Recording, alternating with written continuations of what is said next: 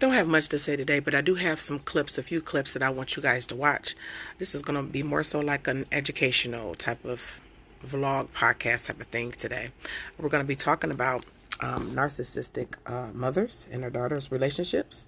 I have experienced this to a severe degree, and I'm pretty sure you guys have well. If you are interested in going further into this subject, you can go on my podcast that I have. Is Humble Dame.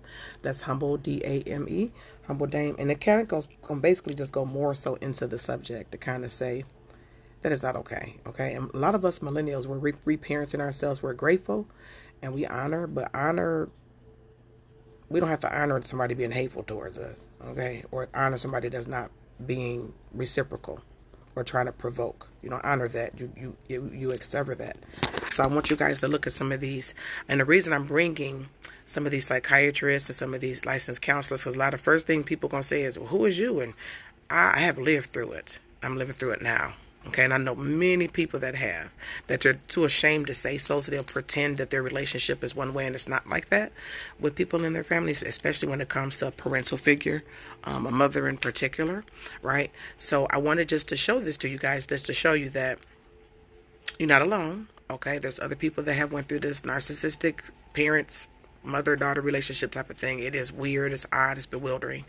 And listen to these licensed therapists and kind of just hear it out. Ponder on it, think about it, pray about it, and then what we want to do is, the solution for this is asking God to bring parental figures and to heal the mother wound, to bring parental figures within our life, even if it's like on a spiritual sense. He's our father, he's a good father.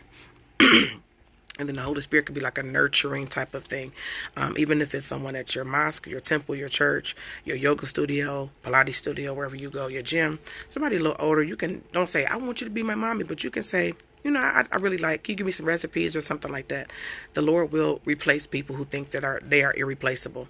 And you have to always watch out for people who believe because they have a certain irreplaceable position in your life that they could just treat you any type of way. And because I'm irreplaceable. That's not so.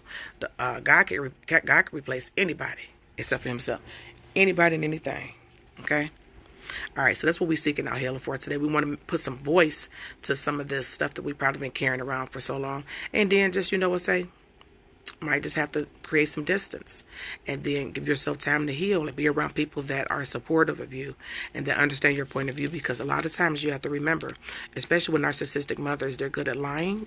They're very manipulative. They can be good, right? They have good, everybody got good, but their traits is more so divisive.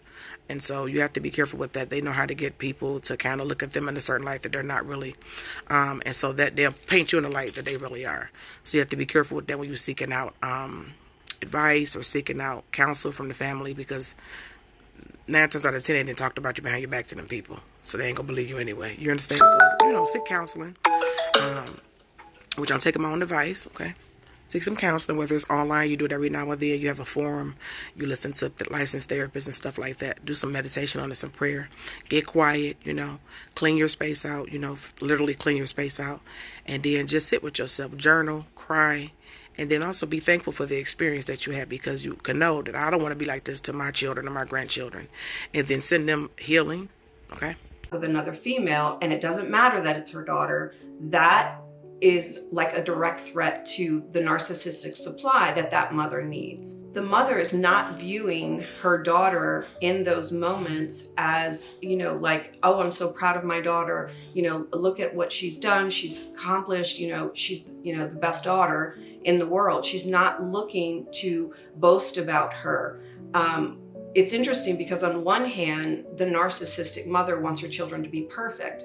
But then on the other hand, when the daughter tries so hard throughout her whole life to please mom, it's really incongruent when they get into a situation where the mother feels that the daughter is a direct threat to her. She won't boast about her. In fact, she will likely put her down, and that's going to be very confusing for the daughter, especially adolescents in that age.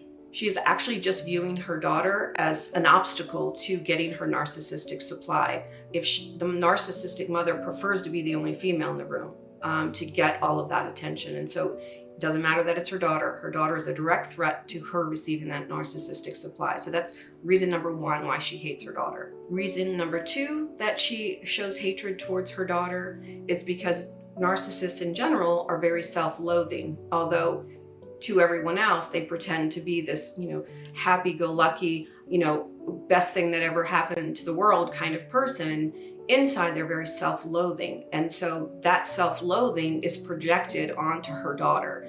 And I did a video recently on projection that I think might be really helpful for you to kind of understand this concept. I'm not going to go in depth here in this video about projection, but I'll link it above and below that video I did about projection, because a narcissist projects all of their bad feelings onto another human being. So as the same gender, the mom is particularly hateful towards her daughter when she feels that self-loathing. She projects it all onto her daughter. So every bad thing that the mother feels about herself, she projects that onto her daughter. Let's say the narcissistic mother is, average size, not heavy in any way, but feels like she's overweight or, obese or something like that.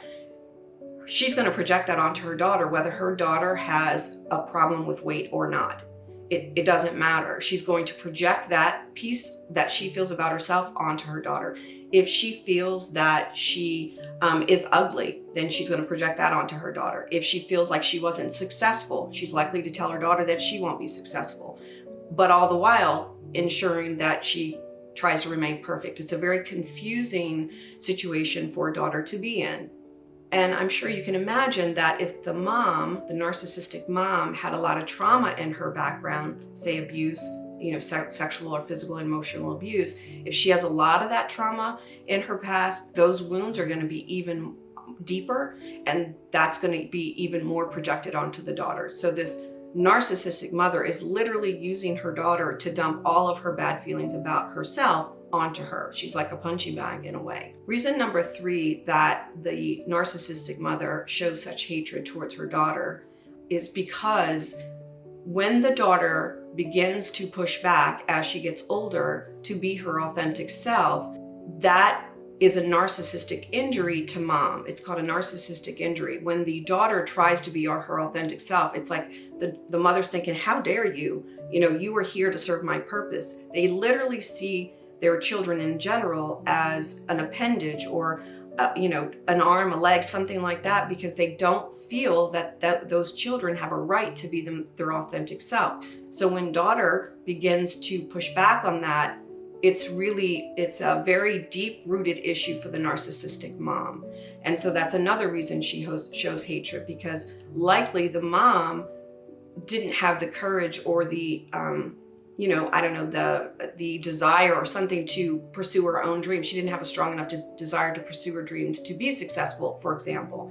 And if the mom was not successful and the daughter is very successful, that's even worse for the mom. So mom, in some ways, tries to keep the daughter's dreams, put a cap on the dreams so that she doesn't become more successful than mom. So that's another reason mom hates daughter, is because being the same gender again, and she's successful and the mom is not. That's another reason why narcissistic mothers show hatred towards their daughters. It's like, if I can't do it, then you can't do it either, kind of situation. The daughter tries to break free. You're going to see the narcissistic mother get really enraged, probably cut off the relationship, and then blame the daughter for the relationship ending. It's a wicked situation for the mom and the daughter when the mom is a narcissist. So when the mom realizes that daughter is not going to stick around and provide that supply to her because the relationship is ending, that relationship is generally not salvageable in my experience, unless the mother has some kind of awakening, which narcissists usually don't. It isn't a relationship that's going to be successful. It's not going to be mutually loving and caring. It's just not going to be that way. Now, I told you that there is something I wanted to share with you that would make this already complicated situation even worse. If it could get any worse, it would be worse because there would be a brother involved. If there is a brother, so this daughter has a sibling, a brother, and they have a narcissistic mom, that's going to make that situation with mom and daughter even more horrific, because what will happen is mom is constantly going to be like being emotionally abusive, manipulative with the daughter, just putting her down all the time, that kind of thing, because of all of the reasons I just explained. But in contrast, she will be the opposite to the brother. right? She will idolize the brother and talk well about the brother, even if the brother is not a good person, even if the brother isn't successful, even if the brother, it doesn't matter if the brother's average, if he's very successful, not successful at all, it won't matter. The mother will pit the brother against the daughter, and then there will be a sibling kind of situation happening. Like where there'll be a lot of drama between the siblings because the mom is treating the son way different than she treats the daughter. So if she just has the one daughter or a couple of daughters, she may, get them to fighting. She'll be, needing supply from this one, needing supply from that one. It's still bad, whether it's one daughter or two daughters or even more daughters, but throw a brother in the mix and it's even more complicated. It's an ugly, ugly situation. And if I'm describing your situation in any way, I would really love to hear from you in the comments. Tell us kind of how your situation is showing up. Tell us what share with us how you're getting through it. Our Courtroom Companions community would love to hear about how to maneuver through these kinds of difficult relationships with narcissists. So if you are a daughter and you're in the situation with a narcissistic mother, there are two recommendations I have. And they might seem difficult to do, but I think they're worth it if you can do them. And I'm not saying they're easy. They are really not easy, these recommendations. Some of what I offer here through my videos and on my channel are easy things to do, I would say, but not these two recommendations. So if you're in a relationship where your mom is a narcissist and you're the daughter, my first recommendation is to end the relationship, because it's going to be toxic. It's just going to be toxic. You are going to be used as an emotional punching bag for your mom. And it would be better for you to not have that relationship than to continue to endure your mother's mistreatment. You are worthy to be loved, and you are worthy to have people care about you and love you and not mistreat you. And your narcissistic mother is not deserving of being in a relationship with you. A relationship can only be a relationship when two people are actively seeking a healthy relationship. They are loving one another and caring about one another, and your mom is unable to do that. And so it is not a relationship at all when someone is not doing their part. And so my first recommendation would be to cut off ties. And this can be forever. It's been my experience that narcissists don't get better. And so this recommendation could be cutting off forever, or it could be cutting off until you get complete healing. So you need space away from mom in order to heal your heart. You need to get some therapy. You need to get enough support around you to heal your heart. And when you do that and you give yourself space, you can heal. Then if you decide to enter back into that relationship with your mom, you're going to likely enter it in a different way. You're going to have stronger boundaries. You're going to know how to deal with her, and you won't be as emotionally triggered if you do heal your heart. So it's up to you whether you would continue in that relationship at some point. But my recommendation is just to end the relationship, and you can decide for how long that will be. So the second recommendation I have is, I'm going to share it with you, but I want to first say that you can't choose your family, right? You're born into that family. And so you get a mom, you get a dad, or siblings, however you came into the world. You did not choose those people. But that doesn't mean that we have to settle for mistreatment just so they will be a part of our life. And so my second recommendation is to kind of start to ponder whether or not there's someone in your circle that can maybe be a replacement for that mom. So maybe you have an older person that you connect with at church, or maybe at work, or maybe, in some other, maybe you're in sports or something, and there's someone that you get along with really well and just is slightly older than you. They don't have to be much older. They can just be, a little bit older. In fact, they can probably even be around the same age. But what I'm recommending is that there be someone in your life that can replace that mother figure for you, someone that's going to love you unconditionally, somebody that's going to be there for you. This person would act as a caring mother figure for you. And if you can do that, and I know that's not easy, you don't want to walk up to somebody and say, will you be my mom? I'm not suggesting that. What I'm suggesting is that you cultivate a relationship with someone that's a little bit older, maybe around the same age, I guess is still okay. But having that person act as your mother figure can be very, very beneficial.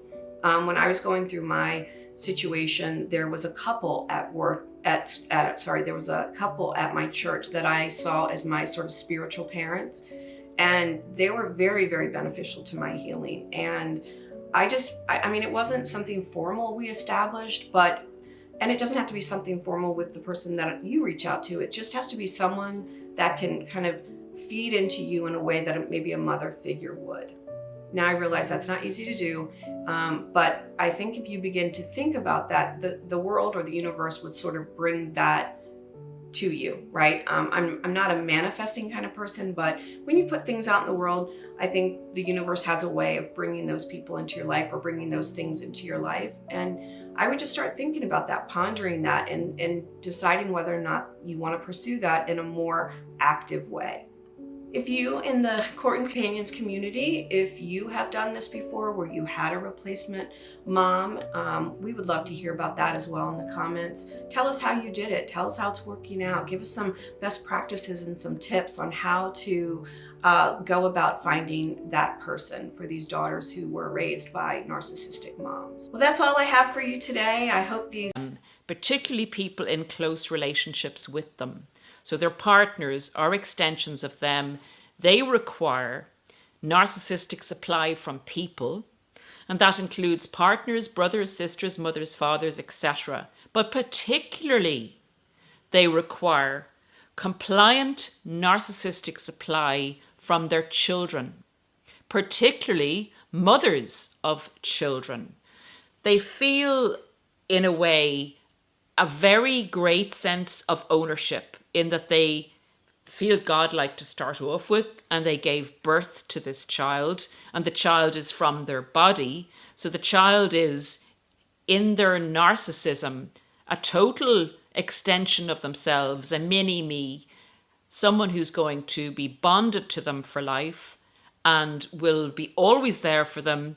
They've invested in growing the child and giving the child birth, and that child is required to pay back to that narcissistic mother.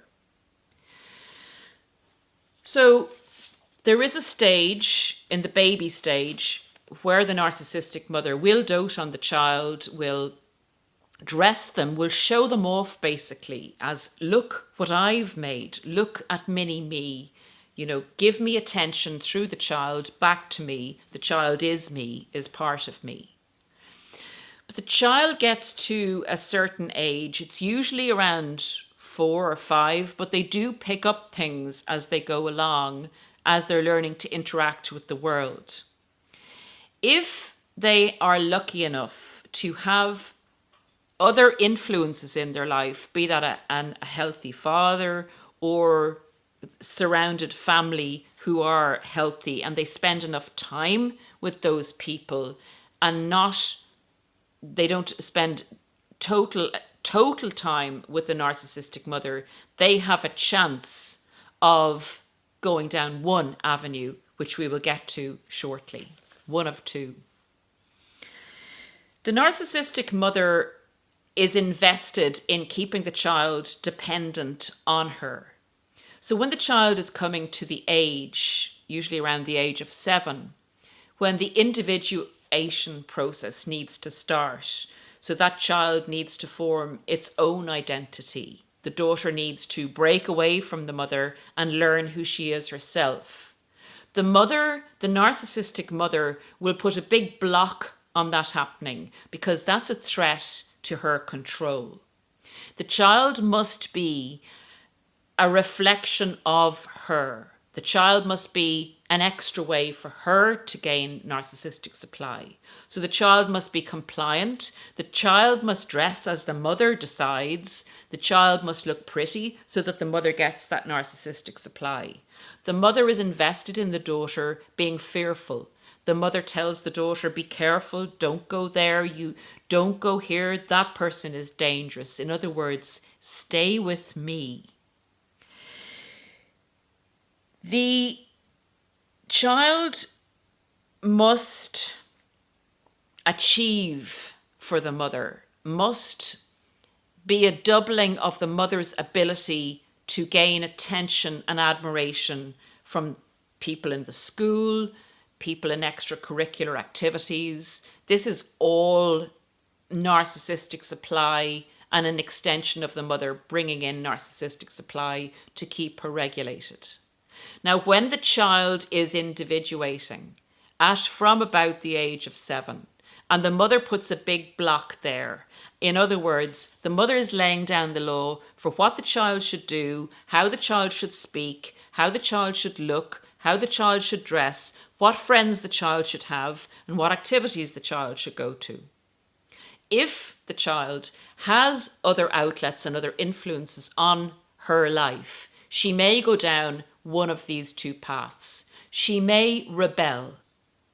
She may go totally against the mother and attempt to individuate herself on her own without any mother love to support her in a healthy way, where the mother would bring the child, draw the identity out of the child, teach the child to be independent, ask the child, what does the child like herself? How would the child like to dress? Allow the child choose her own friends, and basically be there as an adult parent to support the child and give the child confidence going forward. That's not what a narcissistic mother does.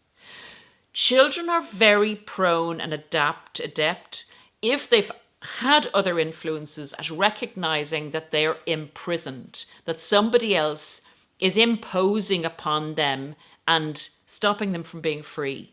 And again, this is one path a daughter will go down. She will become rebellious. She will seek approval from others around her and attempt to individuate and go her own way. The second approach to the narcissistic mother, and usually if a daughter hasn't been lucky enough to have another healthy parent or other influences on her, will be a total compliance. She will become a carbon copy of the mother. She will listen to the mother. She will fawn over to the mother, looking for her approval. She will try and please the mother, and she will go out and live a double life of that mother, forming her identity around the mother's personality and character. And their mother will have a very, very close relationship with her in terms of unhealthy. Pain wasn't physical because it didn't hurt the baby physically, but you could see that child's emotional pain, that the mother would do something like that and think it was funny. Now, I'm not one to comment on other people's videos. I never do that. This was actually the first time I did, where I left a comment about how she got her kicks, because to me that was really awful. To make a child cry, to cause a child to feel embarrassed or confused just because it was funny, just because you can, to me is awful. And that is exactly what, in my mind, that's exactly what narcissistic mothers do. They will create painful situations for their children, emotionally painful situations. Watch the drama, watch the emotions pour out of that child and feel either powerful or make that child, or maybe they're doing it for attention. So now the child is running to them and wants to hug them and wants to give them love. So they're getting some kind of attention from their child, but playing with their emotions from the time they're infants. That's something that narcissistic parents do to their children. The narcissistic parent thinks it's a game to have the ability to provoke that infant to feeling whatever they want that infant to feel, and then to change it whenever they want that infant to change their feelings. Okay? Then that infant grows into the toddler years and begins to develop their own feelings, and those feelings get stamped out by the narcissistic parents. Narcissistic parents teach children that feelings are bad and wrong. Conversations about toxic mothers, but let's go there. Let's talk about the narcissistic female, the narcissistic mother that hates her daughter. You know, she may have sons and daughters, or a son and a daughter, and because she may have a narcissistic mother, was raised by a narcissistic mother who hated her, she is going to by default hate her daughters, because they're reminders, and you know, there's jealousy, envy, in a lot of different things, and also just believing that they're are not good enough, or telling them that they're not good enough, and then putting their sons on pedestals, worshiping their sons to the point that it becomes emotionally incestuous, and they see nothing wrong with this. And this is where we even see them emasculate their sons by not allowing them to do anything and just being at their beck and call. And it's crazy because it happens so much more than we really. There was a friend who told me once, we had been hanging out. Like, we'll go out to eat for my birthday. We'll go out to eat for hers. Sometimes I would pay. Sometimes she would pay. I thought we had a friendship. And then she gave birth. And I wait. When my friends have babies, I don't just bum rush you to come see your child. I wait a couple weeks because I already know you're overwhelmed. Yes. Unless you send for me, I'm not going to bother you. Right. I'm going to check on you, but I'm not going to try to pop up at your house. So I waited about 6 weeks. And I was like, hey, I would love, to come visit. And her response was, well, I don't let everybody in my house, and I only allow close friends and family to come. And I thought I was in the close friends. Oh. Girl, I thought I was in the close friends, and it hurt my heart so bad. But then I was like, you know what? That's okay. Maybe. How did you respond to that, thinking that you were a close friend? I was really just in shock. But then I was like, I kind of was like, you know what? Maybe close friend to me, you can prove yourself to me for a whole year, and I'll be like, oh yeah, that's my close friend. That's my friend. Like, we, because I don't measure things by time. I measure things by actions. And so I was like, you know what? Maybe she's one of those people that measures things by time. We've only known each other a year and a half. Maybe she needs to know me 5 years before she considers me a close friend. That's how I wiped it away. Right. And then I started to evaluate the overall relationship. So when we say red flags, like, I'm the only one ever reaching out. I'm the only one ever calling you. I'm the one initiating every time we spend time. And so I was like, man, she really, with that movie, he's just not that into you. I think I like you more than you like me. And so that hurts, but it's like, pay attention to that, because people show you how they act towards you if they really want to be in your space or not.